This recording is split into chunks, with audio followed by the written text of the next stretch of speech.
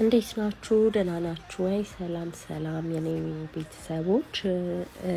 ዛሬ ይዤላችሁ የመጣሁት ኢንፎርሜሽን ምንድነው? እኔም በደንብ በግልጽ በሆነ መንገድ ኢንፎርሜሽኑን አላገኘሁም ነበርና ከኔ እናንተ ደግሞ የተሻለ አካሄድ እንድትሄዱ እኔ ባለፍኩበት ሳይሆን እናንተም ቀለል ባለ መንገድ እንድታከናውኑት ብዬ ነው።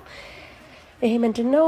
መንጃ ፍቃድ ስለ መንጃ ፍቃድ ነውና የኢትዮጵያ መንጃ ፍቃድን ይዛችሁ ከሀገር ብትወጡ ለምሳሌ እኔ ባለሁበት አሁን በምኖርበት አሜሪካን ሀገር መንዳት ይቻላል ወይ አዲስ ሆናችሁ የሚለውን ለመመለስ ያህል ነው። ለምሳሌ የመጀመሪያውን